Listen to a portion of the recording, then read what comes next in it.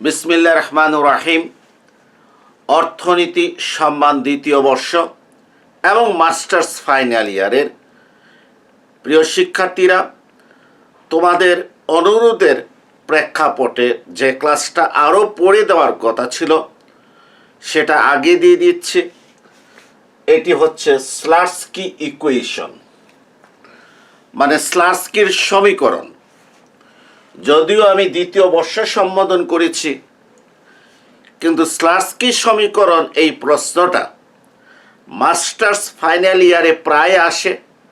অনেক সময় দেখা যায় 1 বছর গ্যাপ দিয়ে দিয়ে এটা চলে আসে। স্লাটস্কি সমীকরণটি লেখো। স্লাটস্কি সমীকরণ হতে দেখাও যে বিকল্প প্রভাব সবসময় ঋণাত্মক হয়, আয় এবং আড়াআড়ি প্রভাব ধনাত্মক হয়। 3টা প্রশ্ন আছে এখানে, পুরো 20 মার্কের। আমি প্রথমেই শুরুতেই বলে দিতে চাচ্ছি যে আসলে ইউটিউবে স্লাটস্কি ইকুয়েশন করানোটা এবং বোঝানোটা কিন্তু একটু কঠিন, যদিও একেবারে সহজ, কিন্তু আমার জন্য একটু কি হয়ে যাবে, কঠিন হয়ে যাবে। যদি সামনাসামনি আমরা যদি অবস্থান করতাম, মানে আমি আছি, আমার সামনে তোমরা আছো, যেটা আমি কলেজে যেটা করাই, যে 2 লাইন করানোর পর জিজ্ঞেস করি তোমরা বুঝছো কিনা, সবাই বোঝার পর পরের আবার 2 লাইন আসি, এইটা আবার সবার বোঝার পর তারপরে 2 লাইন কি আসি। কিন্তু এখানে কিন্তু এই সুযোগটা নাই, কারণ স্লাটস্কি ইকুয়েশনে অনেকগুলা বিষয়ের কি আছে, ব্যবহার আছে। 1 নাম্বার হচ্ছে যে সর্বোচ্চকরণের প্রয়োজনীয় শর্ত পরীক্ষা করব, এরপরে আমি মোট অন্তরক করব, টোটাল ডিফারেন্সিয়াল, এরপরে সমীকরণটা সাজিয়ে ম্যাট্রিক্স আকারে সাজাবো, ক্র্যামার রুলের সমাধান করে ডিকিউ এর মান কি করব, বের করব, এরপরে পদে পদে আংশিক অন্তর্কলন রয়েছে। মাইনরের কাজ কি রয়েছে, ঠিক আছে, অনুরাশি বলে মাইনর বাংলায়, ম্যাট্রিক্সের যে মাইনরের কাজ রয়েছে, মাইনর কি করতে হবে, বের করতে হবে। তো অনেকগুলো কাজ রয়ে গেছে, কিন্তু এই যে এতগুলো জিনিস, ম্যাট্রিক্স, অন্তর্কলন, মোট অন্তরক, এগুলো অনেক সময় আমরা দেখে এসেছি কিন্তু ভুলে গিয়েছি, যার ফলে স্লাটস্কি ইকুয়েশন বোঝানোটা যথেষ্ট পরিমাণে কি কঠিন। আমি চেষ্টা করব এইটা যতটুকু পারি তোমাদের সামনে সহজ করে উপস্থাপন করার জন্য। পুরা স্লাটস্কি ইকুয়েশনের জন্য আমি 3 থেকে 4টা ক্লাস নেব, 3 থেকে 4টা ক্লাস নেব, এর ভিতরে স্লাটস্কি ইকুয়েশন শেষ হয়ে যাবে। আমি ইচ্ছে করলে একটা ক্লাসই শেষ করে দিতে পারতাম, তোমরা কিন্তু বুঝতে না। আমাকে 3 থেকে 4টা ক্লাস নিতে হবে, এর ভিতরে স্লাটস্কি ইকুয়েশন হয়ে যাবে, বিকল্প প্রভাব ঋণাত্মক, আড়াআড়ি প্রভাব ধনাত্মক প্রমাণিত হয়ে যাবে। ঠিক আছে, তো আমি ক্লাসটা কি করছি, শুরু করছি। ও আরেকটা কথা, আজকে হচ্ছে কত, 20/1/2021। আমি আমার অর্থনৈতিক কিছু সমস্যা এবং কিছু সমাধান যে গ্রুপটা আছে, এই গ্রুপটাতে আমি স্লাটস্কি ইকুয়েশন আমার লেখাটা আপলোড করে দিয়েছি। এটা 25 তারিখ পর্যন্ত থাকবে। আমি 25 তারিখের পর ঠিক রাত 12টার পরে এটা আমি কিন্তু সরিয়ে নেব, কারণ আমার লেখাগুলো যদি আমি পিডিএফ আকারে যদি অনলাইনে দিয়ে দিই তাহলে আমার কপিরাইটটা থাকে না। কিন্তু আমি দেখেছি যে স্লাটস্কি ইকুয়েশনটা অন্য বই থেকে আমি যেভাবে শেখাবো, অন্য বই থেকে যদি কি করো, ফলো করো ইকুয়েশনটা, সেটা তোমাদের জন্য সমস্যা হয়ে যাবে। এই জন্য তোমাদের সুবিধার জন্য, মাস্টার্স পরীক্ষা দেবে তোমাদের জন্য আমি এটা দিলাম। তবে আমি বললাম 25 তারিখ পর্যন্ত আমি রাখবো, এরপরে আমাকে আর অনুরোধ করে লাভ হবে না। ঠিক আছে, জি, শুরু করছি স্লাটস্কি ইকুয়েশন। স্লাটস্কি ইকুয়েশনটা কি, আমরা ইনডিফারেন্স কার্ভ মানে নিরপেক্ষ রেখা যখন পড়েছি তখন আমরা দেখেছি দাম প্রভাব ইকুয়াল টু আয় প্রভাব যোগ বিকল্প প্রভাব। দাম প্রভাবটা কি? দাম প্রভাবটা হচ্ছে দামের পরিবর্তনের ফলে চাহিদার যে পরিবর্তন হয় তাকে দাম প্রভাব বলে। এই দাম প্রভাবটা দুটো অংশে বিভক্ত, একটা হচ্ছে আয় প্রভাব আর একটা হচ্ছে বিকল্প প্রভাব। দামের পরিবর্তনের ফলে প্রকৃত আয়ের পরিবর্তন হয়, প্রকৃত আয়ের পরিবর্তনের ফলে চাহিদার যে পরিবর্তন হয় সেটাকে বলা হয় আয় প্রভাব। মনে করো চালের কেজি ছিল 25 টাকা, 100 টাকায় 4 কেজি চাল পেতাম, চালের দাম কমে হয়ে গেছে 20 টাকা। এখন 4 কেজি চাল পেতে আমার 80 টাকা খরচ হয়, তাহলে 100 টাকার ভিতরে 80 টাকা দিয়ে 4 কেজি চাল পেয়েছি, পকেটে আরো 20 টাকা রয়েছে। তাহলে কি হয়ে গেল? আমার কাছে মনে হবে আমার কাছে অতিরিক্ত 20 টাকা আছে। এই অতিরিক্ত 20 টাকা আছে, এটা সৃষ্টি হয়েছে চালের দাম 25 হতে 20 টাকায় কমে যাওয়ার কারণে। এই জন্য দাম কমলে প্রকৃত আয়টা বৃদ্ধি পায়, প্রকৃত আয় বৃদ্ধির কারণে চাহিদার যে পরিবর্তন হয় সেটাকে বলা হয় আয় প্রভাব। আর বিকল্প প্রভাব হচ্ছে দাম যখন পরিবর্তন হয় তখন বিকল্প দ্রব্যের আপেক্ষিক দামের পরিবর্তন হয়, তুলনামূলক প্রাইস। চিনির দাম কমে গেলে গুড়ের দাম না কমলেও চিনির দামের সাথে তুলনা করলে গুড়ের দামের একটা পরিবর্তন হবে। সেক্ষেত্রে গুড়ের চাহিদার পরিবর্তনের কারণে চিনির চাহিদার যে পরিবর্তন হয় সেটাকে বলা হয় বিকল্প প্রভাব। রাশিয়ান অর্থনীতিবিদ স্লার্স্কি দাম প্রভাবকে এই আয় প্রভাব বিকল্প প্রভাবে পৃথক করেছেন একটা ইকুয়েশনের মাধ্যমে, সমীকরণের মাধ্যমে, যেটা তার নাম অনুযায়ী স্লার্স্কি সমীকরণ নামে পরিচিত। আজকে আমরা এই স্লার্স্কি সমীকরণটা কি করব? বের করব। আজকে বের করব আমরা স্লার্স্কি সমীকরণটা। বের করার আগে একটা কথা একটু বলে দিচ্ছি, একটু দেখো। You is function of Q1 Q2, একটা কথা বলছি, লক্ষ্য করো। আমি খাতায় উঠাবা কিন্তু সাথে সাথে, ঠিক আছে? এই ইউটাকে আমি অন্তর্কলন করছি কার সাপেক্ষে? Q1 এর সাপেক্ষে। মনে করো এটা হচ্ছে Q1 স্কোয়ার Q2। তো Q1 এর সাপেক্ষে যখন আমি এটাকে অন্তর্কলন করব, তখন এটাকে আমি লিখি এইভাবে F1 চলক কে Q1 Q2। F1 মানে কি? এই Fটাকে আমি 1 নম্বর চলক মানে Q1 এর সাপেক্ষে অন্তর্কলন করেছি। সমান দেখো তো, Q1 এর সাপেক্ষে অন্তর্কলন করলে টুয়াইস Q1, আর এই Q2 সহগ হিসাবে যা আছে তাই বসবে। টুয়াইস Q1 আর এই Q2 যেটা Q1 এর সাপেক্ষে করছি, অপর চলক Q2টা কনস্ট্যান্ট হবে, চলকের সাথে যুক্ত থাকার কারণে সহগ যা আছে তাই বসবে। Q1 square অন্তর্কলন twice Q1। এখন মনে করো যদি এই Q1 স্কয়ার Q2 যদি দেওয়া না থাকতো তাহলে এইটা কিন্তু আমি লিখতে পারতাম না। তখন অন্তর্কলনটাকে আমি স্রেফ কি লিখবো? যে F1 Q1 Q2, যে আমি এই ইউটাকে অন্তর্কলন করেছি Q1 এর সাপেক্ষে। একটা ফলাফল আছে, আর ফলাফলটা হচ্ছে কি F1, অর্থাৎ এই F ফাংশনে অন্তর্কলন করেছি 1 নম্বর চলক Q1 এর সাপেক্ষে F1। এখানে দুটো চলক আছে Q1 Q2। এইটাকে কিন্তু আমরা মার্জিনাল ইউটিলিটি অফ Q1 লিখতে পারি। মার্জিনাল ইউটিলিটি অফ Q1 লিখতে পারি। কেন মার্জিনাল ইউটিলিটি অফ Q1 লিখতে পারি? দেখো তো, Q1 দ্রব্যের ভোগের 1 একক পরিবর্তনের ফলে উপযোগের পরিবর্তন।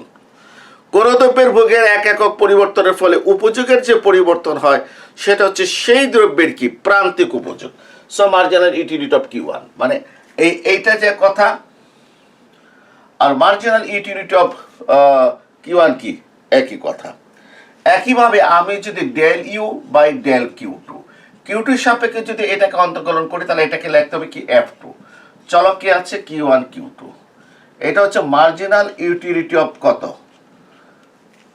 Q2। এটা হচ্ছে মার্জিনাল ইউটিলিটি অফ Q2। এটা একটু লিখে রাখবে, এটা যথাসময়ে কাজে লাগবে। কখন কাজে লাগবে? যখন স্লার্স্কি ইকুয়েশন হতে দেখাও যে বিকল্প প্রভাব সবসময় ঋণাত্মক হয়, তখন আমি এইটা আমার কাজে লাগবে। এই F1 F2টা আমার কি হবে? কাজে লাগবে। F1 F2, তখন আমি বলবো F1টা Q1 এর প্রান্তিক উপযোগ, F2 হচ্ছে Q2 এর প্রান্তিক উপযোগ। আর কথা না, এখন আমি শুরু করে দিচ্ছি। তবে একটা কাজ তোমাদেরকে করতে হবে, যে একটা খাতা নিয়ে বসো, ঠিক আছে? আমি 1 লাইন 2 লাইন আমার কথা শুনবে, ভিডিও স্টপ করে দেবে, 2 লাইন লিখবে। এরপর 2 লাইনের কথা শুনবে, মানে যতটুকু শোনা শুনবে, তারপরে ওইটা কি করবে, লিখবে। মানে আমার লেখার সাথে সাথে তোমার লেখাটা হয়ে যেতে হবে। এই কারণে যে আমি তো লেখা মুছে ফেলবো, অনেক বড় ইকুয়েশন, ঠিক আছে, কয়েক পাতা যাবে, তা আমি তো লেখা মুছে ফেলবো। তখন আমি যখন ইকুয়েশনটা বলবো, ওই ইকুয়েশনে তোমার খাতার দিকে তুমি তাকাবে। শুরু করছি। ইউ মানে উপযোগ। ইউ মানে কি? উপযোগ। এই উপযোগ, it is function of Q1 Q2, function of Q1 Q2, মানে উপযোগটা Q1 আর Q2 দ্রব্যের উপর, ভোগের উপর নির্ভর করে। এটা জানার কথা আমাদের। তা বাজেট সমীকরণ M ইকুয়াল টু লিখবা, বাম দিকে লিখবা উপযোগ অপেক্ষক। বাজেট সমীকরণ M equal to P1 Q1 plus P2 Q2। Budget সমীকরণ, এটাকে 1 নাম্বার দিলাম, এটাকে কয় নাম্বার দিলাম? 2 নাম্বার দিলাম, ঠিক আছে। বাজেট সমীকরণ এইভাবে 2 দিই, বাজেট সমীকরণ। আচ্ছা, এখন দেখো আমরা কি দেখেছি? আমরা দেখেছি যে আমরা যে নিরপেক্ষ রেখা তত্ত্ব যখন পড়েছিলাম, তখন মনে আছে যে একজন ভোক্তা যখন ভারসাম্য লাভ করে নিরপেক্ষ রেখার বাজেট রেখার স্পর্শ বিন্দুতে, অর্থাৎ এখানে বাজেটের এই জন্য প্রয়োজন পড়েছিল যে আমি ইচ্ছে মতো দ্রব্য ভোগ করতে পারি না, আমাকে Q1 Q2 দ্রব্য ভোগ করতে হবে বাজেটের ভিতরে থেকে। এর জন্য আমরা বাজেট সমীকরণ M equal to P1 Q1 plus P2 Q2 লিখেছি। দেখো Q1 কে যখন P1 দ্বারা গুণ করব, তাহলে Q1 দ্রব্যে খরচ পাওয়া যাবে। Q2 কে যখন Q2 এর দাম P2 দ্বারা গুণ করব, এই P2 Q2 হচ্ছে Q2 এর খরচ। এই দুইটা যোগ করলে বাজেটের সমান হবে। আচ্ছা, আমরা জানি যে শর্ত সাপেক্ষে সর্বোচ্চকরণের অঙ্ক আমরা আমাদের ফার্স্ট ইয়ারের গণিতে পড়েছি, আবার সেকেন্ড ইয়ারও আমাদের একই সিলেবাস ছিল যে অপটিমাইজেশন, সেখানেও আমরা পড়েছি শর্ত সাপেক্ষে সর্বোচ্চকরণ। শর্ত কেন? কারণ এই বাজেটের সাপেক্ষে Q1 আর Q2 দ্রব্য ভোগ করে উপযোগ সর্বোচ্চ করা। এই জন্য আমরা কি করেছি, এই সবগুলো রাইট হ্যান্ড সাইডটাকে বাম দিকে নিয়ে এসেছি। P1 Q1 প্লাসটা বাম দিকে আসলে minus P2 Q2 equal to 0, ঠিক আছে। হ্যাঁ, তো এগুলো তো আমরা কি করে এসেছি, আমরা ফার্স্ট ইয়ারে করে এসেছি, আমরা সেকেন্ড ইয়ারে করে এসেছি, অথবা এটা নিয়ে তো আমাদের খুব মাথা ব্যথার প্রয়োজন নাই। আচ্ছা, এরপরে আসো যে এখন লেখো ল্যাগ্রেঞ্জ গুণক ল্যামডা এর সাহায্যে। কি লিখবা? ল্যাগ্রেঞ্জ গুণক ল্যামডা এর সাহায্যে, ল্যামডা এর সাহায্যে 1 ও 2 নংকে সমন্বয় করে পাওয়া যায়। 1 ও 2 নংকে কি করে পাওয়া যায়? সমন্বয় করে পাওয়া যায়। দেখো আমরা মাস্টার্সে উঠে গিয়েছি, অথবা আমরা যারা সেকেন্ড ইয়ার অনার্সে আছি তারা আমরা ফার্স্ট ইয়ারে এই কাজটা করেছি, সেকেন্ড ইয়ারও গণিতে এই কাজটা করতে হচ্ছে, অর্থাৎ এতটুকু আমাদের জন্য কোনো কঠিন না। সমন্বয় করে পাওয়া যায়। প্রথমে কি লিখতে হবে? এ ফাংশন অফ Q1 Q2, অর্থাৎ এখানে যে সাধারণত এখানে যে সমীকরণটা থাকে, যেমন আমাদের থাকতো Q1 square plus twice Q1 plus Q2, ঠিক আছে, তাহলে আমরা লিখতাম Q1 square plus twice Q1 plus Q2 লিখতাম, অথবা লিখতাম যে x1 স্কোয়ার x2 দেওয়ার হাফ, বিভিন্ন সমীকরণ ছিল আমরা লিখতাম। এখানে সমীকরণের পরিবর্তে কি দেয়া আছে? অপেক্ষক দেয়া আছে, আমি অপেক্ষক লিখব। প্লাস দিয়ে কার ল্যাগ্রেঞ্জ গুণক ল্যামডার সাহায্যে 1 ও 2 নংকে সমন্বয় করে পাওয়া যায়, এটা এখানে লিখবা তোমরা। আমি ল্যামডা লিখলাম, ল্যামডা লিখে আমি কি করলাম, এই যে এইটা লিখব, m মাইনাস কত P1 Q1 মাইনাস কত P2 Q2, ঠিক আছে। জি, জেড ইকুয়াল টু, এইটা আমার কি হয়ে গেল, লেখা হয়ে গেল, এবং এইটাকে আমি দিলাম কয় নাম্বার, এটা হয়ে গেল আমার 4 নাম্বার, ঠিক আছে। এরপরে আমি লিখব সর্বোচ্চকরণের প্রয়োজনীয় শর্তানুযায়ী। সর্বোচ্চকরণের প্রয়োজনীয় শর্তানুযায়ী এই এতটুকু যে কাজ বারবারে বলছি, গণিতে বাধা শর্ত সাপেক্ষে যে উপযোগ সর্বোচ্চকরণের অঙ্কগুলো আছে সেম কাজটা করছি, অতএব এখানে নতুনত্ব কোনো কিছু নাই, এখানে অভিযোগ করার কোনো সুযোগ নাই। এটা কঠিন লাগছে, কোনো সুযোগ নাই, কারণ যেহেতু এটা ফার্স্ট ইয়ারে পড়েছি, এটা সেকেন্ড ইয়ারও কি পড়েছি। তাহলে লেখেন সর্বোচ্চকরণের প্রয়োজনীয় শর্তানুযায়ী, সর্বোচ্চকরণের প্রয়োজনীয় শর্তানুযায়ী আমি ডট ডট দিয়ে চলে গেলাম, তোমরা দয়া করে লিখে দেবে সর্বোচ্চকরণের প্রয়োজনীয় শর্তানুযায়ী। ঠিক আছে, আসো ডেল জেড বাই, প্রথমে কার সাপেক্ষে অন্তর্কলন করব? কিউ1 এর সাপেক্ষে অন্তর্কলন করব। এই জেডকে কিউ1 এর সাপেক্ষে অন্তর্কলন করব। দেখো এটা অপেক্ষক আছে, অথবা এটার অন্তর্কলনকে কি দ্বারা প্রকাশ করতে পারি? F1 Q1 Q2। আশা করি বুঝতে পেরেছ। এখানে ব্র্যাকেটের ভিতরে Q1 Q2 না দিলেও চলে, Q1 Q2 না দিলেও চলে, শুধুমাত্র F1 লিখলেও চলবে। অর্থাৎ আমি এই অপেক্ষকের অন্তর্কলন করেছি, এবং এখানে যেহেতু এই অপেক্ষকের কোনো সমীকরণ দেওয়া নাই, এই জন্য এটার অন্তর্কলনের ফলাফলকে F1 দ্বারা প্রকাশ করেছি, এবং এখানে চলক হচ্ছে দুইটা Q1 Q2। তবে না দিলে চলে বলেছি, তো আমার এখানে দিলে ভালো হবে, পরবর্তীতে তোমার মোট অন্তরক করতে সুবিধা হবে। আচ্ছা, তো Q1 এর সাপেক্ষে করছি, তাহলে এটা হচ্ছে F1 Q1 Q2।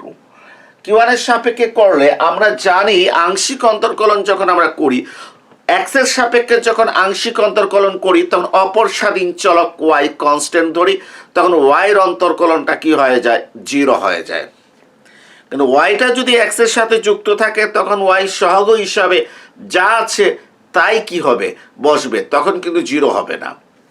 তাহলে মনে রাখবে আংশিক অন্তর্কলন করার সময় যখন এক্স এর সাপেক্ষে করব, ওয়াই যদি এক্স এর সাথে যুক্ত না থাকে 0 হবে, আর ওয়াই যদি এক্স এর সাথে যুক্ত থাকে তাহলে সহগ হিসাবে যা আছে তাই বসবে। কথাগুলো অসংখ্যবার বলেছি, যারা ক্লাসগুলো নিয়মিত দেখো তাদের জন্য বিরক্তি ধরে যেতে পারে, যেহেতু এই কথাগুলো বারবার বলছি। তাহলে Q1 এর সাপেক্ষে অন্তর্কলন করছি, এটাকে F1 Q1 Q2 লিখলাম। এখানে কি Q1 আছে? নাই, অতএব এটা 0 হয়ে যাবে। ওই যে x এর সাপেক্ষে অন্তর্কলন করলে y 0 হয়, এখানে Q1 নাই, অতএব m-টা 0 হবে। এখানে P2 Q2 আছে, Q1 কি আছে? Q1 নাই, পুরোটা 0 হবে। এখানে Q1 আছে, অতএব মাইনাস P1, এই যে তাহলে এই প্লাসে মাইনাসে মাইনাস P1, এখানে মাইনাস হবে, মাইনাস কত? আবার ভুল করেছি, মাইনাস P1 সাথে একটা ল্যামডা আছে, minus lambda P1 equal to 0। আমি Q1 এর সাপেক্ষে অন্তর্কলন করছি, এটাকে দিয়ে দিলাম F1 Q1 Q2। এখন আসো Q1 এর সাপেক্ষে অন্তর্কলন করছি, এখানে Q1 নাই 0, এখানে Q1 নাই 0, এখানে Q1 আছে। Q1 কে Q1 এর সাপেক্ষে অন্তর্কলন করলে এটা 1 হয়ে যাবে, থাকবে মাইনাস P1 আর প্লাস ল্যামডা গুণ দিলে minus lambda P1 equal to 0 লিখেছি। আমি জানতে চাই ইকুয়াল টু 0 কেন লিখেছি? ভিডিওটা বন্ধ করে উত্তরটা বের করো, তারপর ওপেন করে দেখো আমি কি বলছি। আমি ইকুয়াল টু 0 এই জন্য লিখেছি সর্বোচ্চকরণের প্রয়োজনীয় শর্তানুযায়ী। আমি ইকুয়াল টু 0 লিখেছি এই জন্য সর্বোচ্চকরণের প্রয়োজনীয় শর্তানুযায়ী। আর প্রয়োজনীয় শর্ত হচ্ছে সবসময় প্রথম অন্তর্কলন 0 হয়। এখানে আবার কেউ বলতে পারে, স্যার আপনি সর্বনিম্ন কথাটা কেন লিখলেন না? ইকুয়েশনটা কার? স্লাটস্কির ইকুয়েশন। কিসের? উপযোগ নিয়ে। আর উপযোগ সর্বনিম্ন করতে চাই না সর্বোচ্চ করতে চাই? সর্বোচ্চ করতে চাই। এই জন্য সর্বোচ্চকরণের প্রয়োজনীয় শর্ত অনুযায়ী। এটা ডট ডট ডট ডট কয় নাম্বার হয়ে গেল? এটা 5 নাম্বার হয়ে গেল। এরপরে আসো del Z by del Q2। আমি যখন এটাকে Q2 এর সাপেক্ষে অন্তর্কলন করব তখন এখানে কত লিখবো? F2 ব্র্যাকেটে স্বাধীন চলক কয়টা আছে? Q1 Q2 লিখবো। আশা করি তোমরা বুঝতে পেরেছো। যখন আমি Q2 এর সাপেক্ষে অন্তর্কলন করব, কাকে? এই জেড কে, অপেক্ষককে, মানে 4 নাম্বারকে। তো Q2 এর সাপেক্ষে অন্তর্কলন, এখানে একটা অন্তর্কলন আর প্লাস চিহ্নের ডান দিকে আরেকটা অন্তর্কলন। এখানে যখন করব, যেহেতু ইকুয়েশন দেওয়া নাই, সমীকরণ দেওয়া নাই, অত অপেক্ষকের অন্তর্কলনকে F2 দ্বারা প্রকাশ করেছি। যেই F2 লিখবো তাই সাথে সাথে বুঝে ফেলবো এই ফাংশনটাকে 2 নাম্বার চলক Q2 এর সাপেক্ষে অন্তর্কলন করা হয়েছে। এরপরে আসো Q2 এখানে আছে কিনা? এখানে Q2 নাই, এটা অন্তর্কলন 0, P1 Q1 Q2 নাই, অন্তর্কলন 0। এখানে Q2 আছে, Q2 কে Q2 সাপেক্ষে অন্তর্কলন করলে 1 মাইনাস P2 সহগ হিসেবে থাকবে, মাইনাস P2 এর সাথে ল্যামডা গুণ দিয়ে কি হয়ে যাবে, minus lambda P2 equal to 0 dot dot কয় নাম্বার, 6 নাম্বার।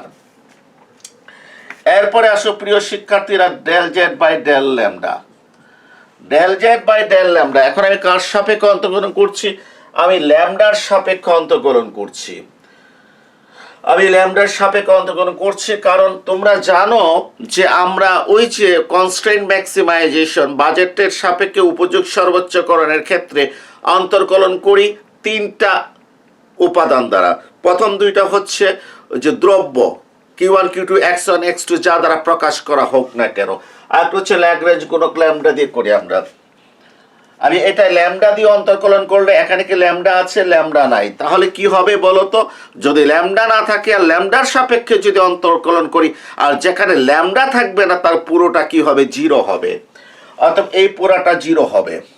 আমি ল্যামডার সাপেক্ষে অন্তর্কলন করছি, তাহলে এই ল্যামডার সাথে কে যুক্ত আছে ভালো করে লক্ষ্য করো, এই ল্যামডার সাথে যুক্ত আছে এরা, এই পুরাটা কি হয়ে যাবে, সহগ হয়ে যাবে, পুরাটা কি হয়ে যাবে, সহগ হয়ে যাবে। আমি বলেছিলাম আমি যখন x এর সাপেক্ষে অন্তর্কলন করব, x এর সাথে যদি 5 থাকে তাহলে 5 সহগ হয়ে যাবে, x এর সাথে y যদি থাকে তাহলে y সহগ হয়ে যাবে। অন্তর্কলন করার সময় সহগ যা আছে তাই লিখে ফেলতে হবে। আর যদি মনে কর এই 5y যদি x এর সাথে না থাকে, যদি পুরাটা কনস্ট্যান্ট হয়ে যাবে, অন্তর্কলন 0 হবে, কারণ x এর সাপেক্ষে অন্তর্কলন করলে বাকি যা আছে প্রত্যেকটা প্রতীক কনস্ট্যান্ট হিসাবে কি করতে হবে, চিহ্নিত হবে। তাহলে দেখো আমি ল্যামডার সাপেক্ষে করছি, এই ল্যামডার সাথে ব্র্যাকেটের অংশটা যুক্ত আছে, এই পুরো অংশটা সহগ হয়ে যাবে। অন্তর্কলন করার সময় সহগ যা আছে তাই লিখে ফেলতে হয়, minus P1 Q1 minus P2 Q2। অন্তর্কলনের সময় সহগ যা আছে তাই লিখে ফেলতে হয়। ল্যামডাকে ল্যামডার সাপেক্ষে অন্তর্কলন করলে 1 হয়, অথবা এটা যা আছে তাই ইকুয়াল টু 0 ডট ডট কয় নাম্বার, 7 নাম্বার। প্রিয় শিক্ষার্থীরা, আমি 7 নাম্বার সমীকরণে কি হয়েছে, চলে এসেছে। বলো তো এতটুকু পর্যন্ত কঠিন কিনা? মোটেই কঠিন না, একেবারেই কি সহজ। মাস্টার্সের যারা ফাইনাল ইয়ারে আছো, বেস্টিক অর্থনীতি, তাদেরকে আমি একটু বলবো স্লাটস্কি ইকুয়েশনটা ভালো করে দেখে যাও, তারপর কপডগলাস সিএস প্রোডাকশন ফাংশনটা ভালো করে দেখে যাও, এবং এইটার উপর লেকচার আমার আছে কপডগলাস এবং সিএস প্রোডাকশন ফাংশনের উপর। তোমরা সেকেন্ড ইয়ারের গণিতে যদি খুঁজো, এবং আলাদা করে প্লেলিস্ট কি আছে দেয়া আছে, তারপর লিনিয়ার প্রোগ্রামটা ভালো করে দেখবা, ইনপুট আউটপুট মডেল ভালো করে দেখবা, ব্যাস প্রত্যেকটা লেকচার আছে। লিনিয়ার মাত্র 3 ক্লাসে লেকচার কি করেছি, শেষ করে দিয়েছে। কমন পড়বে, নিয়ম শিখাই দিছি, হিসাব নিকাশ যদি পারো কমন পড়বে, পড়তেই হবে। জি, এখন আসো এখানে কাজ কি করি, আমি আমি এক কাজ করি, এটা একটু মুছে ফেলছি, এখানে জায়গা। এখন আমি মোট অন্তরক বের করব।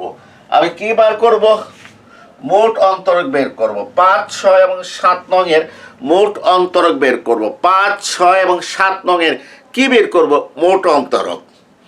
আমি কিন্তু সাবধান হয়ে গেছি, মোট অন্তরক বের করার পূর্বে আগে মোট অন্তরক সম্পর্কে একটু সূত্র দিচ্ছি, ধারণা দিচ্ছি, তারপরে অঙ্কটা কি করব, শুরু করব, যাতে তোমাদের কোনো অসুবিধা না হয়। ঠিক আছে? জি। এবং দেখবা যে আমি তোমাদেরকে আজকে যে শীটটা দিয়েছি, হ্যাঁ, সেইটাতে তোমরা দেখবা যে বিভিন্ন জিনিস আমি বুঝিয়ে দিয়েছি। শীটের ভিতরে লেখা আছে এটার অর্থ এইটা, এটার অর্থ এইটা। আসো মোট অন্তরকের সূত্রটা একটু আমরা দেখি। ধরো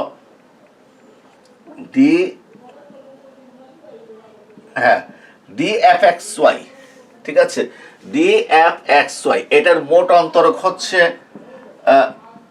fx ইন্টু dx।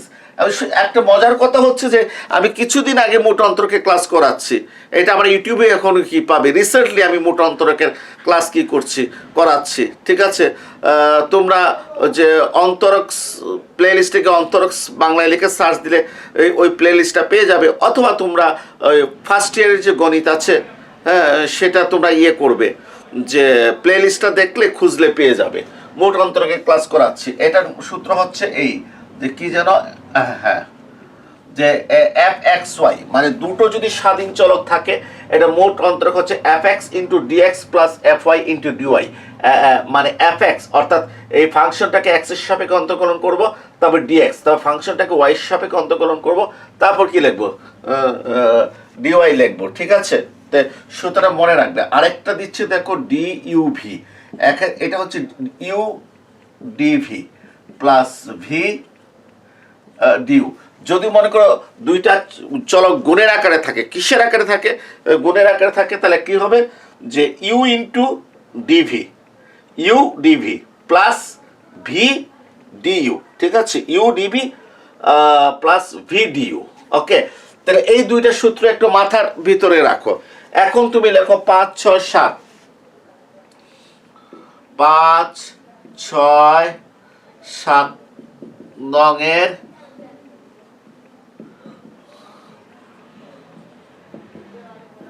মোট অন্তরক নিয়ে 5 6 এবং 7 নঙের কি নেব, মোট অন্তরক নেব। তাহলে এই যে 5 নাম্বার এখান থেকে শুরু করছি, মানে এই সাইডটা বাদ দিয়ে দিচ্ছি। কথা বুঝছো, যে এই এখানে তো সমান, এই মানে এইটা সমান এই পুরাটা। ঠিক আছে, এই পুরাটা ইকুয়াল টু 0। তাহলে আমি এখান থেকে শুরু করছি, এই অংশটা বাদ দিচ্ছি, কারণ del Z by del Q one যে কথা। ঠিক আছে, এই পুরাটা কি একই কথা। হ্যাঁ, এইটার মোট অন্তরক নিচ্ছি। আসো, এইটার কি নিচ্ছি আমি, মোট অন্তরকটা আমি কি করব নেব। আমি কি বলেছি, আমি বলেছি যে 5 6 এবং 7 নঙের মোট অন্তরক নিয়ে, মোট অন্তরক নিয়ে। এখন আসো, এইটার মোট অন্তরকটা কত হবে সেটা একটু দেখো। কার, এইটার মোট অন্তরকটা, এইটা কোন সূত্রে পড়েছে, এই সূত্রে পড়েছে। কয়টা চলক, দুটো চলক। ঠিক আছে, তাহলে এফ এক্স, এফ এক্স না, হ্যাঁ, এই যে এইটা এফ এক্স মানে অর্থাৎ মূল ফাংশনকে এক্স এর সাপেক্ষে অন্তর্কলন করব। তাহলে মূল ফাংশনকে কিউ আর এর সাপেক্ষে, বোঝার চেষ্টা করো, মূল ফাংশনকে এক্স এর সাপেক্ষে অন্তর্কলন করব, এফ এক্স লিখবো। তাহলে মূল ফাংশনকে কিউ আর এর সাপেক্ষে, তো মূল ফাংশন তো এফ ওয়ান, আর কিউ আর এর সাপেক্ষে করলে কি হবে, অন্তর্কলন এফ ওয়ান ওয়ান। ঠিক আছে, তারপর কি লিখবো, এফ এক্স লিখে ডিএক্স লিখবো। হ্যাঁ, যেহেতু এক্স ডিএক্স আছে, এখানে কিউ ওয়ান আছে, কত লিখবো, ডি কিউ ওয়ান। আশা করি বুঝতে পেরেছো, আশা করি কি বুঝতে পেরেছো। আবার আবার আবার আবার আবার বলছি তোমাদেরকে, আবার বলছি যে এই এফ এর জায়গায় কত লিখেছি, এফ এক্স মানে মূল ফাংশনকে এক্স এর সাপেক্ষে। তাহলে আবার মূল ফাংশন এফ ওয়ান কে কিউ ওয়ান এর সাপেক্ষে, কিউ ওয়ান মানে 1 নম্বর চলক। তাহলে এই যে এফ ওয়ান তো আছে, আবার কিউ ওয়ান এর সাপেক্ষে করলে আরেকটা ওয়ান, এফ ওয়ান ওয়ান, মানে এই মূল ফাংশনকে দুইবার কিউ ওয়ান এর সাপেক্ষে অন্তর্কলন করতে হবে। ঠিক আছে, এরপরে কি আছে, এক্স এর ডিএক্স, কিউ ওয়ান হলে কি হবে, ডি কিউ ওয়ান। এরপরে কোন চিহ্ন, প্লাস চিহ্ন। এরপরে আমাকে কি লিখতে হবে, এরপরে আমাকে লিখতে হবে, এরপর আমাকে লিখতে হবে যে তোমার এই যে ওয়াই এর সাপেক্ষে করতে হবে, এফ কে ওয়াই এর সাপেক্ষে করতে হবে। তাহলে এফ ওয়ান কে কিউ টু সাপেক্ষে করতে হবে। তাহলে কত হলো, এফ ওয়ান টু। হ্যাঁ, এফ ওয়ান কে কিউ টুর সাপেক্ষে, তো এফ ওয়ান তো আছেই, আর কিউ টু মানে 2 নম্বর চলকের সাপেক্ষে হলে আরেকটা টু। আচ্ছা, এরপরে কত, dy, F I dy, Q টুর সাপেক্ষে করলে কত হবে, ডি কিউ টু। এইটার শেষ হলো, এইটার এই মোট অন্তরক হলো। এখন minus lambda P one, minus lambda P one, একটা ব্র্যাকেট দিয়ে দিই। ঠিক আছে, হ্যাঁ, মাইনাস ল্যামডা পি ওয়ান মোট অন্তরক, মানে এটার সাথে ডি আছে, এটার সাথেও কি ডি আছে। কথা বুঝতে পেরেছো। আমি তো যেহেতু বড় অঙ্ক, এই জন্য আমি কি করেছি, যে সবাই কি করেছি, কিছু লাইন কমিয়েছি। তা না হলে ডি লেখে একটা ব্র্যাকেট দিয়ে কি লিখতাম, F one Q one Q two minus lambda P one. তাহলে ডির সাথে কে থাকে, ল্যামডা পি ওয়ান মানে ইউভি। ঠিক আছে, ডি ল্যামডা কত, পি ওয়ান। ঠিক আছে, আমি যদি বলতাম যে মোট অন্তরক নিয়ে, তাহলে প্রথমে লিখতে হবে কোনটা, ডি লেখে এই পুরাটা লিখতে হতো, পুরাটা লিখতে হতো। ঠিক আছে, এইটা না করে আমি সরাসরি রেজাল্টটা কি করতেছি, লিখে ফেলছি যে 5 নঙের মোট অন্তরক নিয়ে। তাহলে এই যে ডি ল্যামডা পি ওয়ান, প্রথমে কি লিখতে হবে, ইউ ডিভি মানে lambda DP one, U DV lambda DP one, তারপর প্লাস, তারপর কি লিখতে ভি ডিইউ, ভিটা কত, P one, P one D lambda DU, U এই যে ল্যামডা ডি ল্যামডা, ঠিক আছে, ইকুয়াল টু কত, 0, ইকুয়াল টু 0 হয়ে গেল। ঠিক আছে, এখন আসো, এখন একটা কথা বলে রাখি, একটু বোঝার চেষ্টা করো। সেটা কি? সেটা হচ্ছে যে এইটাকে একটু সাজাতে হবে। এটাকে এমনভাবে সাজাবো, পরে ম্যাট্রিক্স আকারে এটাকে কি করব, ট্রান্সফার করবো, ম্যাট্রিক্সে ট্রান্সফার করব। আর সাজানোর ক্ষেত্রে একটু ব্রেনের ভিতরে রাখো যে পি আর এম, পির ভিতরে কি আছে, P1 P2 আছে, P1 P2 আছে। পি বলতে কে আছে, P1 আর কে আছে, P2 আছে। বুঝতে পারছো যে পি আর এম কি হবে, পি আর এম সমান চিহ্নের ডান দিকে চলে যাবে। পি আর এম কোথায় চলে যাবে, সমান চিহ্নের ডান দিকে চলে যাবে। অর্থাৎ যেখানে তুমি কি দেখবা, পি দেখবা আর এম দেখবা, তাদেরকে কোথায় নিয়ে যাওয়া, সমান চিহ্নের ডান দিকে। তাহলে এখন আসো যে এটাকে একটু সাজাই।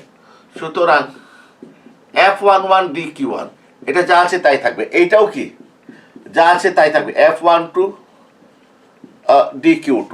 ঠিক আছে, এই যে এখানে কিন্তু মাইনাস ল্যামডা ডি P1 আছে না, এই P1 থাকার কারণে এটা কোথায় চলে যাবে, এটা ডানে কি হবে, এটা চলে যাবে।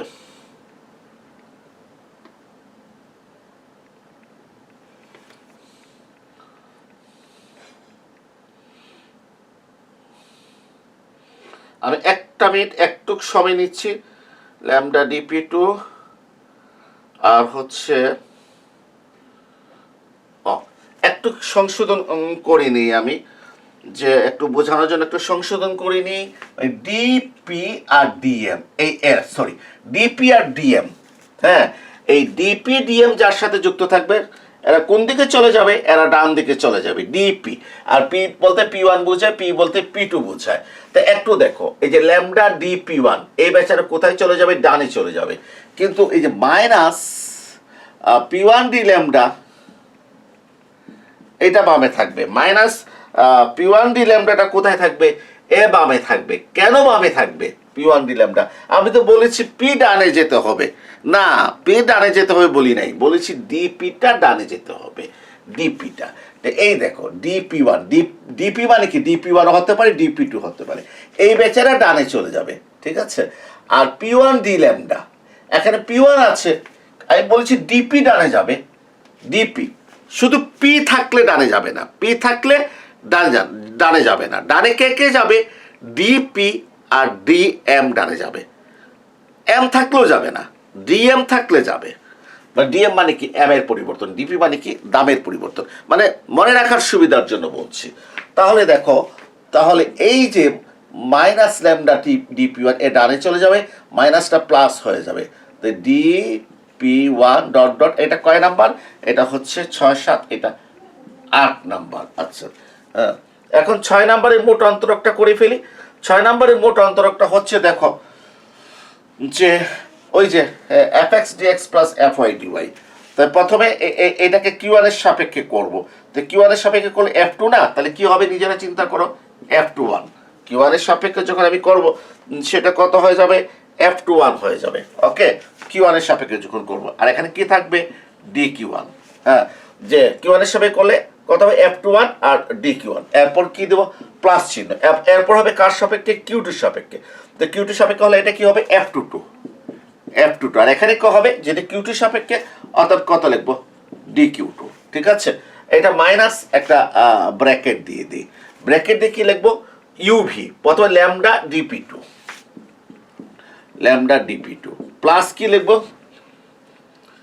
P2 D lambda equal to কত, 0। ঠিক আছে, ইকুয়াল টু 0। এগুলো একটু মুছে ফেলি আমি। হ্যাঁ, এখন আসো এটা একটু সাজাই, একটু কি করি, একটু সাজালে আমাদের জন্য কি হবে, সুবিধা হবে। সেটা কিভাবে সাজাবো, দেখো যে কি বলেছি, ডিপি আর ডিএমটা সমান চিহ্নের ডান দিকে চলে যাবে। তাহলে আমার সুতরাং F21 DQ1 থাকবে, F22 DQ2 থাকবে। এই যে DP2 আছে না, এই যে ডিপি বলেছি সমান চিহ্নের ডানে চলে যাবে, এইটা সমান চিহ্নের ডানে চলে যাবে। আর P2 ডি ল্যামডা এইটা কিন্তু বামে যা আছে তাই থাকবে। হ্যাঁ, আবার তুমি বলতে পারো স্যার এই যে পি এত ডানে যাওয়ার কথা, আমি তো পির কথা বলি নাই, আমি বলেছি ডিপি এর কথা। কার কথা? ডিপি এর কথা। এটা জাস্ট পি টু আছে, থাকবে ডি ল্যামডা থাকবে, বুঝছো? আর এটা ডানে চলে গেলে কি হয়ে গেল? প্লাস হয়ে গেল lambda DP two, lambda DP two. এটা কয় নাম্বার হলো? এটা 9 নাম্বার হলো, ঠিক আছে। আচ্ছা, এরপরে আসো, আমি মোট অন্তরক বের করব কার? এটা তো এইটার, এটা এম হচ্ছে কনস্ট্যান্ট, কনস্ট্যান্টের মোট অন্তরক মনে রাখবা কনস্ট্যান্ট ডিএম, ঠিক আছে। হ্যাঁ, কনস্ট্যান্টের মোট অন্তরক হচ্ছে কত? কনস্ট্যান্ট ডিএম মাইনাস এটা হচ্ছে পি ওয়ান কিউ ওয়ান, তাহলে কি লিখবো? P one D Q one plus Q one D P one D Q one plus Q one, please এটা হচ্ছে P one D Q one হয়েছে, প্লাস এখন লিখবো কিউ ওয়ান, তারপর কত লিখবো? এই যে এ পি ওয়ানটা ডি পি ওয়ান লিখলাম, এটাকে শেষ মাইনাস, এরপর কি পি টু কিউ টু, প্রথম পি টু লিখবো, পি টু লিখে কত লিখবো? D Q two, D Q two, তারপরে প্লাস চিহ্ন দেবো, প্লাস চিহ্ন দিয়ে কোনটা লিখবো? Q two DP two, DP two. সূত্রটা কি ছিল? UV, U DV plus V DU, তাহলে ঠিক একইভাবে P two D Q two plus Q two DP two, ঠিক আছে। এটা ইকুয়াল টু কত? 0। এখন এটাকে আমাকে একটু কি করতে হবে? একটু সাজাতে হবে। হ্যাঁ, একটু আমাকে কি করতে হবে? এটাকে সাজাতে হবে। এখন আমি এটাকে সাজাচ্ছি, দেখো যে এটাকে আমি কিভাবে সাজাতে পারি আমি দেখাচ্ছি।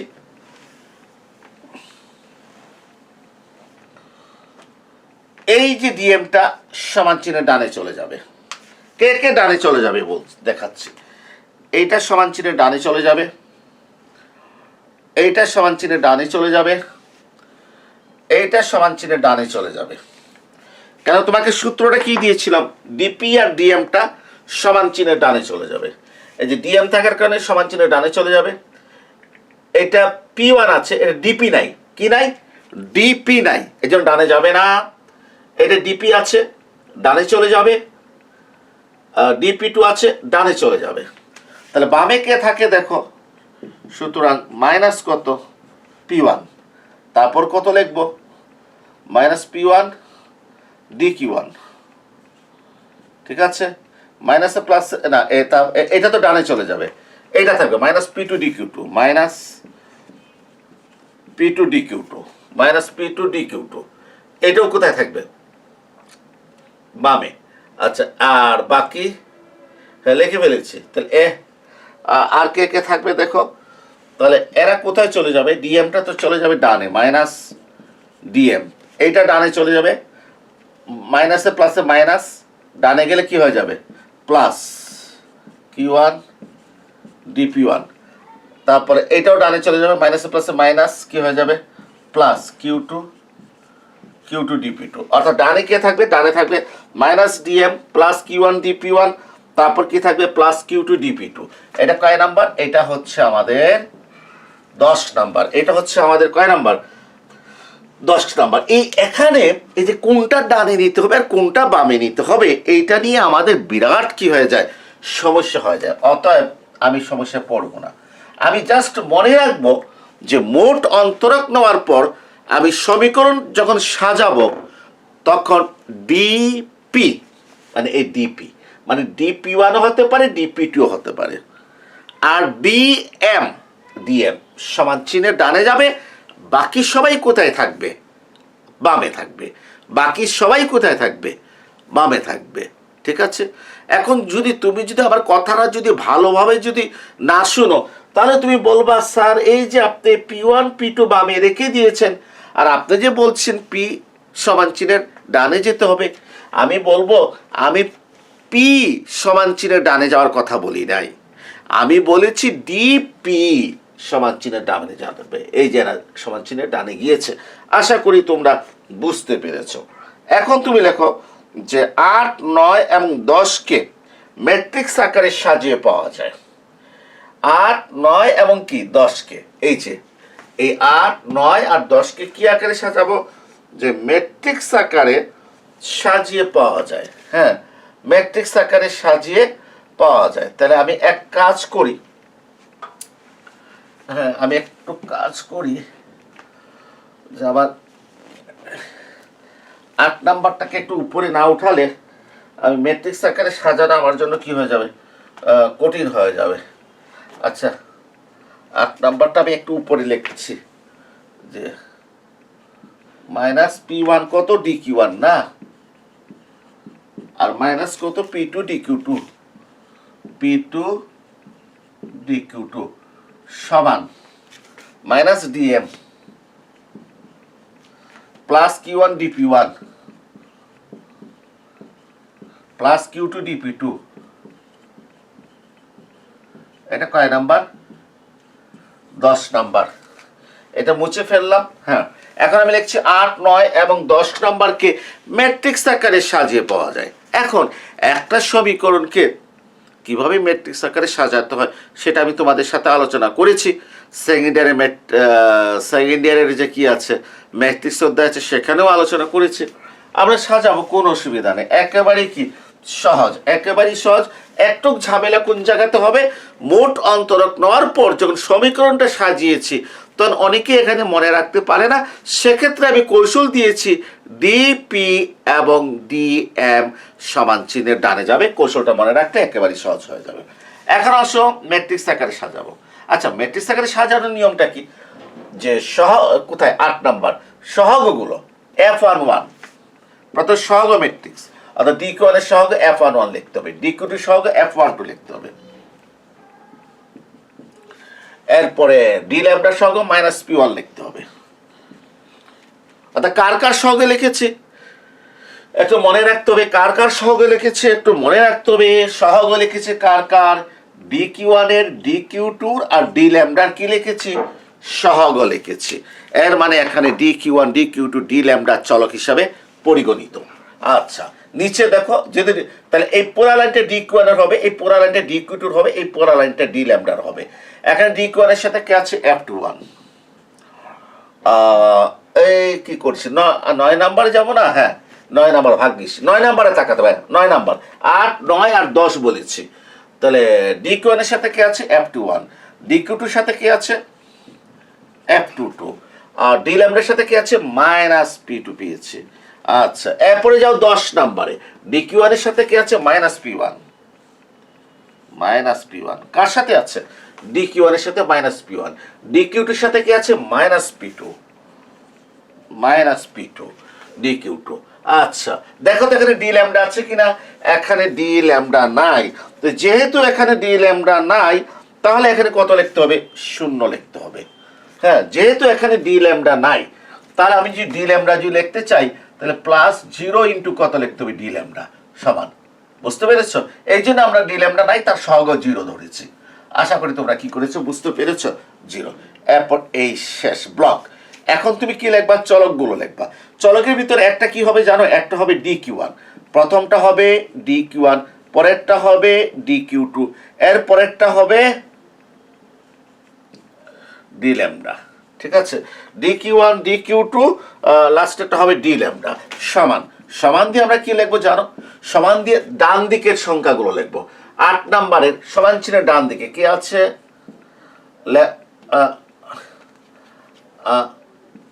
ল্যামডা DP1, ঠিক আছে? এরপর 9 নাম্বারে কি আছে ল্যামডা DP2, 10 নম্বরে কি আছে একটু বড় আছে, 10 নম্বরে একটু বড় আছে। 10 নম্বরে দেখো উঠানোর সময় একটু ভুল করেছি, এখানে একটা মাইনাস আছে,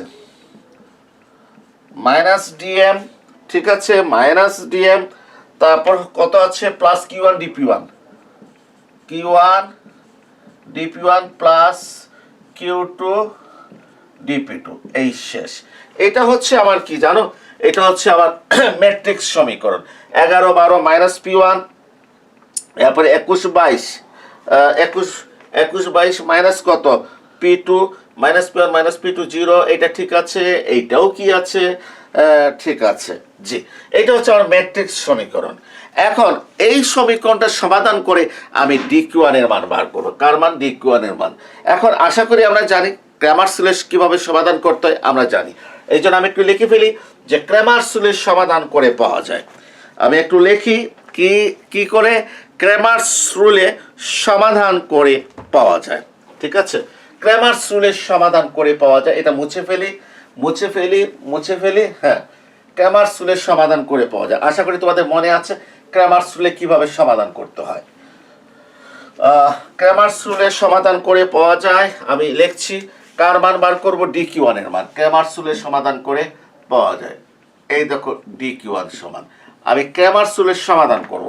তো এটা তো ফার্স্ট চলক, অর্থাৎ প্রথম কলামটা পরিবর্তন হবে। এই কলামটা সমান চিহ্নের ডান দিকের কনস্ট্যান্ট কলামটা বসবে, সমান চিহ্নের ডান দিকের কনস্ট্যান্ট কলামটা বসবে। ঠিক আছে, কোনটা যে এই প্রথম কলামটা চেঞ্জ হবে। dq2 বের করতে হলে দ্বিতীয় কলাম চেঞ্জ হবে, এইটা বসবে। d ল্যামডা বের করতে হলে লাস্ট কলামটা চেঞ্জ হবে, এইটা বসবে। ঠিক আছে, আমি তো dq1 বের করব, ফার্স্ট কলামটা কি হবে, চেঞ্জ হবে, এটা বসবে। এটা কত হচ্ছে, এটা হচ্ছে lambda dp1 lambda dp2 minus dm plus q1 dp1 plus q2 dp2 plus q2 কত dp2। ঠিক আছে, জি আমি এই নির্ণায়কের চিহ্নটা দিয়ে দিলাম, এটা খাড়া টান হবে। ঠিক আছে, এরপরে এই f12 f22 মাইনাস p2 যা আছে তাই, f12 f22 মাইনাস p2 এরা যা আছে কি তাই। এরপরেরটা কি হবে, minus p1 minus p2 0, 12 22 minus p2 জি। এরপর হচ্ছে মাইনাস p1 মাইনাস p2 0। এই হলো যে আমি dq1 এর মানটা বের করছি। ঠিক আছে, সুন্দর করে সমান চিহ্ন বড় করে দিই।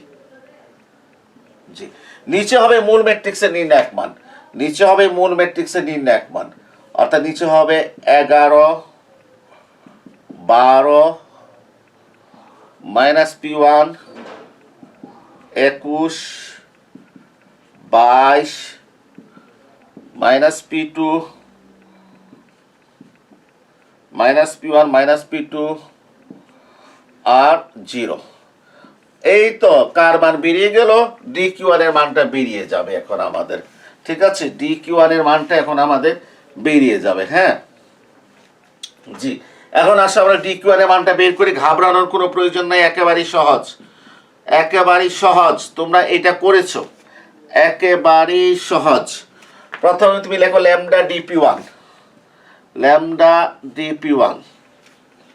হ্যাঁ, এরপর এই সারি কাটবা, এই কলাম কাটবা, থাকে কত, এই সারি কাটবা, এই কলাম কাটবা, থাকে কত, f22 মাইনাস, সারি কাটবা, এই কলাম কাটবা, f22 minus p2, f22 minus p2 minus p2 0, minus p2 কি 0। ঠিক আছে জি, আমরা প্রথমে ল্যামডা dp1 লিখেছি, ল্যামডা dp1 লিখেছি। হ্যাঁ, f22 minus p2 minus p2 0। আমি আবারও একটু বলছি, দেখো সিস্টেমটা কি লক্ষ্য করো, যে আমি ল্যামডা dp1 লিখেছি। হ্যাঁ, তো ল্যামডা dp1 লেখার পর কি করেছি, এই সারি কেটেছি, তাও এই কলাম কেটেছি, কত f22 minus p2 minus p2 0। এই ল্যামডা dp1 লেখার পর এই সারিটা কাটবা আর এই কলামটা কাটবা। ঠিক আছে, এই সারি আর এই কলামটা কাটলে থাকে কোনটা, এইটা এইটা এইটা এইটা, এই যে এটা লিখেছে। ক্লিয়ার, এরপরে তুমি লিখবা minus lambda dp2, minus lambda dp2। এখানে এসে কিন্তু অনেকেরই প্রশ্ন জাগবে, আমরা যখন ম্যাট্রিক্সের নির্ণায়ক মান যখন বের করেছি, এইটার পর এইটা ধরেছি, প্লাস মাইনাস প্লাস, মানে এটা চিহ্ন যা আছে তাই। ঠিক আছে, এইভাবে আসলে ম্যাট্রিক্সের নির্ণায়ক মান 1 নাম্বার সারি দিয়ে বার করা যায়, এমনকি 2 নাম্বার সারি দিয়ে বার করা যায়, 3 নাম্বার সারি দিয়ে বার করা যায়, 1 নাম্বার কলাম দিয়ে বার করা যায়, 2 নাম্বার কলাম দিয়ে বার করা যায়, 3 নাম্বার কলাম দিয়ে বার করা যায়। আমরা যেহেতু আমরা 1 নাম্বার সারি দিয়ে বের করেছি, কিন্তু মনে রাখবে এটা যে কোনো সারি যে কোনো কলাম দিয়ে এটা বের করা যাবে। এটা আমি বের করছি 1 নাম্বার কলাম দিয়ে, আজকে বের করছি আমাদের সুবিধা হবে, এই জন্য 1 নাম্বার কলাম, এই যে এটা প্লাস এটা মাইনাস হবে, মাইনাস ল্যামডা ডিপি টু, এটা মাঝখানে চিহ্ন পরিবর্তন হবে, এই যে মাইনাস ল্যামডা পি টু। এখন এই সারি কাটলাম আর এই কলাম কাটলাম, ঠিক আছে। হ্যাঁ, একটু লাল কালি দিয়ে দেখাচ্ছি। এই যে এই সারিটা কি করেছি, কেটে দিয়েছি, আর এই কলামটা কেটে দিয়েছি। থাকে কত, থাকে F12 minus P1, F12 minus কত P1। এই যে এই সারিটা আর এই কলামটা কাটার পর, হ্যাঁ, এই কলামটা কেটে দিয়েছি, এখানে একটাও আসবে না এই কলামে, সারিটা কেটে দিয়েছি, তাকে F12 মাইনাস P1 আর মাইনাস P2 0, মাইনাস P2 0। এই দেখো, হ্যাঁ, তাহলে F12, হ্যাঁ, এটা আমি করলাম, কত পেলাম, F12 মাইনাস P1 আর মাইনাস P2 কত, 0। আচ্ছা, এরপরেরটা তুমি দেখো কত আছে, অনেক বড়। এইটা, এটা চিহ্ন যা আছে তাই থাকবে, এটা চিহ্ন যা আছে তাই থাকবে, এইটার চিহ্ন যা আছে তাই থাকবে। এই জন্য একটা প্লাস চিহ্ন দিয়ে কি করেছি, মাইনাস ডিএম লিখলাম, প্লাস Q1 DP1 লিখলাম, Q1 DP1 প্লাস কত, Q2 DP2 লিখলাম, Q2 DP2 লিখলাম। লেখে দেখো তো এখানে কে কে আছে, এটা সারি কাটলাম আর কলাম কাটলাম, সারি কাটলাম আর কলাম কাটলাম, এই সারিটার কেউ থাকবে না, এই কলামের কেউ থাকবে না। কে থাকে, F12 minus P1, F22 minus P2, F12 minus P1, F22 minus P2, F22 minus P2, ঠিক আছে। হ্যাঁ, F12 মাইনাস P1 আর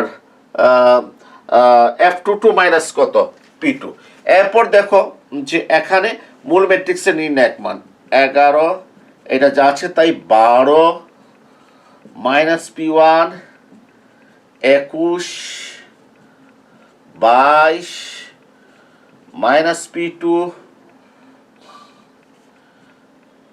মাইনাস P1 মাইনাস P2, তারপরে 0। এই হচ্ছে মূল ম্যাট্রিক্সের কি নির্ণায়ক মানটা কি করেছি, লিখেছি। মূল ম্যাট্রিক্সের নির্ণায়ক মানটা কি করেছি, আমি লিখেছি। প্লিজ দেখো আমি কি করেছি, আমি যে D1 এর মান বের করব, প্রথমে আমি এক নাম্বার সারি ইউজ না করে এক নাম্বার কলাম ইউজ করেছি, ল্যামডা DP1 লিখেছি, এই এক নাম্বার সারি বাদ দিয়েছি, এক নাম্বার কলাম বাদ দিয়েছি, থাকে F22 minus P2 minus P2 0, এই যে লিখে ফেলেছি।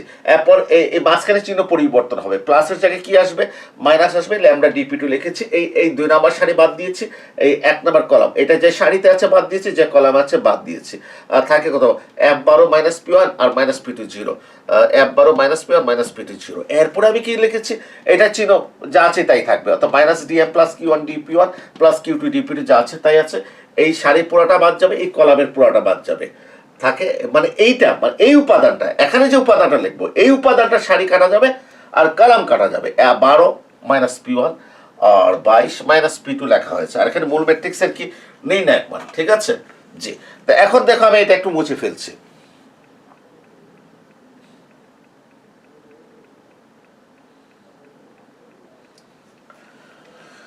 এটা আমি একটু মুছে ফেলছি। জি, এখন তোমরা একটু ভালো করে লক্ষ্য করো, হ্যাঁ, যে DQ1 সমান ল্যামডা DP1। এখন এই যে F11 এর মাইনরটা কত, কার মাইনর, F11 এর মাইনর, হ্যাঁ, তোমরা একটু লিখতে হবে আলাদা, যে F11 এর মাইনর, এই যে F11 এর, এখানে লিখলে F11 এর কি মাইনর, এই F11 এর মাইনর কত জানো, এই F11 এর মাইনরটা হচ্ছে এই সারি কাটো, এই কলাম কাটো, F11 এর মাইনর হচ্ছে সারি কাটো কলাম কাটো, কত দেখো তো, F22 minus P2, F22 minus P2, F11 এর মাইনর সারি কাটো কলাম কাটো, F22 minus P2 minus P2 0, minus P2 0 সমান, এটার নাম দাও D11। নাম কি দিয়েছি, এটার নাম দিয়েছি আমি D11। কি নাম দিয়েছি এটার আমি নাম দিয়েছি D11, বুঝছো। আমি আবারও বলছি, দেখো এই F11 এর মাইনর কত, সারি কাটো কলাম কাটো, হ্যাঁ, এটার নাম কি দিয়েছি D11, অর্থাৎ D11 হচ্ছে F11 এর মাইনর, ওকে। এখন দেখো তো এই যে F22 minus P2, F22 minus P2 minus P2 0, মানে এটা কার মাইনর? তাহলে এটা কার মাইনর? এটা হচ্ছে F11 এর মাইনর। কত লিখবো? D11। তাহলে এখানে একটা কাজ করি, আমি লিখে ফেলি D11। কি লিখে ফেললাম? আমি D11 কি করলাম? লিখে ফেললাম। তবে তোমরা কিন্তু আগে এই মান বের করার পর তারপরে এটা লিখবা। কোনটা? মান বের করার পর। এখন আসলে F21 এর মাইনর কত? কার? F21 এর মাইনর, ঠিক আছে? F21 এর মাইনরটা আমরা বের করি। F21, এটা F21 না? হ্যাঁ, এটা F21। তো F21 হচ্ছে এই সারি কাটো কলাম কাটো। আমি শিখিয়েছি তোমাদের সেকেন্ড ইয়ারে যে মাইনর বার করতে হলে সারি কাটতে হবে, কলাম কাটতে হবে। বাকি উপাদান F12 minus P1 minus P2 0, F12 minus কত যেন P1, ঠিক আছে? এরপর মাইনাস P2 0। এই যে এই সারি কাটলাম, এই কলাম কাটলাম, এইটা থেকে মাইনাস P2 0, মাইনাস P2 0। তাহলে দেখো তো যে এই minus lambda dp2, minus lambda dp2, হ্যাঁ, মাইনাস ল্যামডা dp2। এই দেখো তো F12 minus P1 minus P1 minus P2 minus P2 0, এটা কার মাইনর? F21 এর মাইনর। F21 এর মাইনরকে আমরা কি দ্বারা প্রকাশ করি? D21 দ্বারা প্রকাশ করি। কি দ্বারা প্রকাশ করি? D21 দ্বারা প্রকাশ করি। অর্থাৎ D21 বললেই তুমি কি বুঝবা? D21 বললেই তুমি বুঝবা F21 এর মাইনর। আর F21 এর মাইনর মানে কি? এইটা, মানে D21 বললে এই মানটা বের করতে হবে। এটা কিন্তু মূল ম্যাট্রিক্স তোমার, ঠিক আছে? হ্যাঁ, মূল ম্যাট্রিক্স কিন্তু এটা ছিল। তাহলে D21 বললে কি বুঝবা? এই মাইনরটা বুঝবা, F12 minus P1 0 minus P2। যদি ভুলে যাও তাহলে D21 21 11 21, মানে F21 এর কি মাইনর? কোনটা? এইটা, ঠিক আছে? ল্যামডা dp2 লিখলাম। এরপরে আসো আমি এর মাইনরটা বার করব, যে মাইনাস P1 এর মাইনর, মাইনাস P1 এর মাইনর, মাইনাস P1 এর মাইনরটা বের করছি। দেখো কত হয় মাইনাস P1 এর মাইনর। মাইনাস P1 এর মাইনর হচ্ছে সারি কাটো কলাম কাটো, সারি কাটো কলাম কাটো। থাকে কোনটা? F12 minus P1, F12 minus P1, আর F22 minus P2, F22 minus P2, ঠিক আছে? F22 মাইনাস কি? P2, F22 minus P2। আমি আবার বলছি, মাইনাস P1 এর মাইনর যদি বের করতে চাও, এই সারি কেটে ফেলো, কলাম কেটে ফেলো। F12 minus P1, F12 minus P1, F22 minus P2, F22 minus P2। এটা কি মাইনাস P1? মাইনাস P1টা কয় নাম্বার সারিতে? 3 নাম্বার সারিতে। তো এটা হবে D3। মাইনাস P1টা কয় নাম্বার কলামে? 1 নাম্বার কলামে। নামটা কিভাবে দিয়েছি? মাইনাস P1টা 1 2 3 নাম্বার সারিতে, এই জন্য D3। আর 1 নাম্বার কলামে D1। তাহলে D31 মানে কি? D31 হচ্ছে 3 নাম্বার সারি 1 নাম্বার কলামে কি আছে? Minus P1। আর মাইনাস P1 এর মাইনর হচ্ছে কোনটা? এইটা। এটাকে সংক্ষেপে কি দ্বারা প্রকাশ করেছি? D31। একটু দেখো তো 12 minus P1 F22 minus P2 মিলে গেছে। তাহলে আমরা কি লিখতে পারি? আমরা লিখতে পারি প্লাস, আমরা লিখতে পারি প্লাস, ঠিক আছে? প্লাস কি লিখবো? Plus minus DM, minus DM plus Q1 dp1, Q1 dp1 plus Q2 dp2, plus Q2 dp2। Bracket কি করলাম? শেষ করলাম। কি শেষ করলাম? ব্র্যাকেট কি করলাম? শেষ করলাম। শেষ করার পর এটার মাইনাস কত? D31। এই যে এটা লিখবো না, এটা না লিখে কি করলাম, যে এটার সংক্ষেপে কত ধরেছি? D31 লিখে ফেললাম, ঠিক আছে? জি, D31 আমি কি করলাম? লিখে ফেললাম। হ্যাঁ, আর লাস্টে লিখবো, বুঝছো? এই লিখবো এইটা সমান 11, তারপর কত? 12, মানে তারপর কত? মাইনাস কত? P1।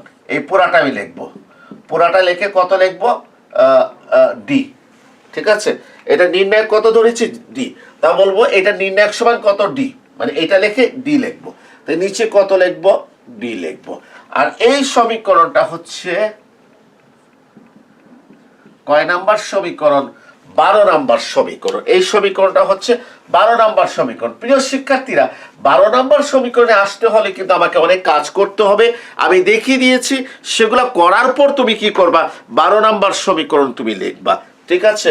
প্রথমে তুমি কি করবা? যে F11 এর মাইনর বার করবা, এটা লিখে তুমি নাম দিবা কত D11, F21 এর মাইনর বের করে নাম দিবা কত তুমি D21 হ্যাঁ, এই যে D21 লিখি নাই, দেখেছো? তারপর -P1 এর মাইনর লিখে দেবা D31। হ্যাঁ, দেখো তাহলে কত বড় ভুল করেছি, যে lambda minus lambda dp2 plus D21